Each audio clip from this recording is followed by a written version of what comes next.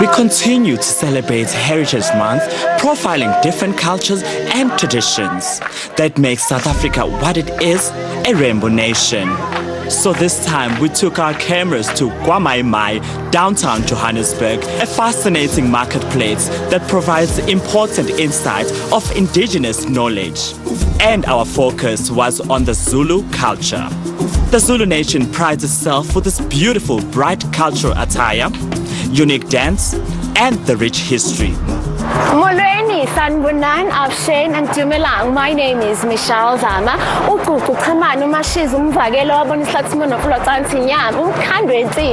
Celebrating Heritage Month today, we are at Kwa Mai Mai, where we are showcasing our traditional Zulu attire. Please follow me.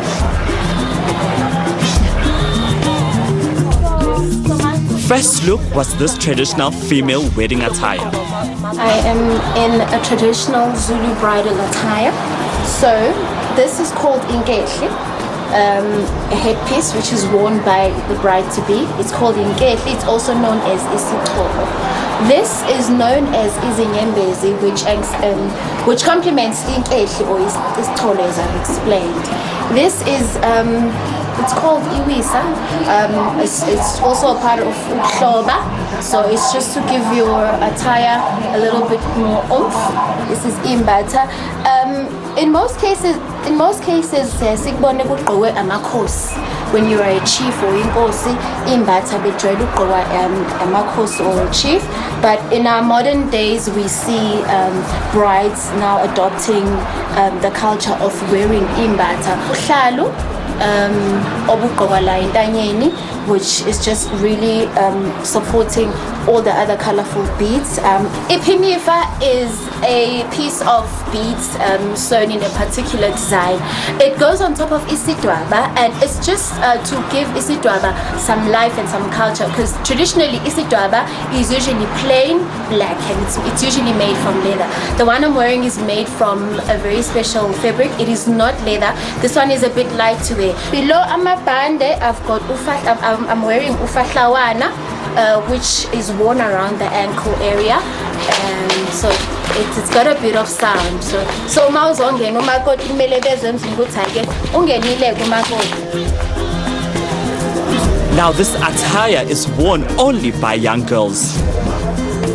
On my head, I have umqele, which is usually made from animal skin, mostly worn by men of any age. There is no age restriction, and this accessory is unisexual, meaning that both men and women are allowed or can be seen wearing umqele.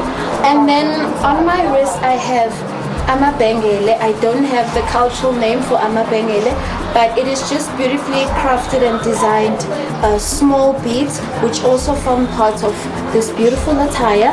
Covering my chest area, I'm wearing a beautifully beaded bra. Now below this, I'm wearing what is known as isigege or umamdindi. It is worn by young girls. A lot of times you'll see this when girls go to the reed dance. Mabe emhlangeni bagqoka umamdindi, abagqoki isidwaba. So now you can pick up the difference between umamdindi nesidwaba. Awu ngangena mina kwimpoma dlandula ukushibana lokufana tafabe bashisa bamisa qhumeni bathi bamshayela impoma dlandula drought akawakho umlungu uzwejela ngasophindeni bolishwabuzo othi ngathi bofika kuzelele lo ndaba zintombi engakaze ijole nokufama dlandula obvious lezo ntombi leza silazi uthanda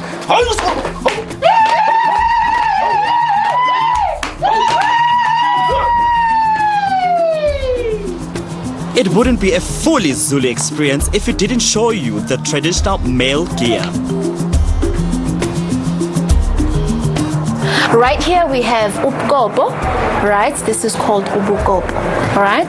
And this is known as imbata. It is very popular amongst amakhosi or inkosi. It is worn by a chief, and it is called imbata, right? This is known as ikono, and it is worn on both arms, as you can see, all right? And this is known as upgingo. right? So it's called ubgingo. Now this here is called isinene, all right? And I want to explain the difference. So isinene covers the front section of the male delicate parts, while ibeshu is the piece that goes to the back. This is ibeshu.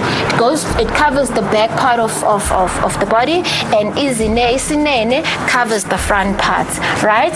Now this is known as injobo. There's a Zulu saying that goes by injobo ithungelwe ebandla. So when they talk about injobo, this is what they are talking about, okay? This is called iskwili, which also can be used as a weapon, because if you take a closer look, it is really, really sharp and it can cause some damage to your rivalry, okay? It is called isikwili, all right? Now this is known as ihau. If you watch your Shaka Zulu movies, you might have seen this a lot. It is ihau, and this here is called ubugobo, and it forms part of ihau as a whole, but this section is known as ubugobo, and this is ihau. In English it's called a shield, ihau. Well, I hope this has been informative and you've learned a thing or two about our traditional Zulu attire. Thank you for joining us. I will, Masisweng.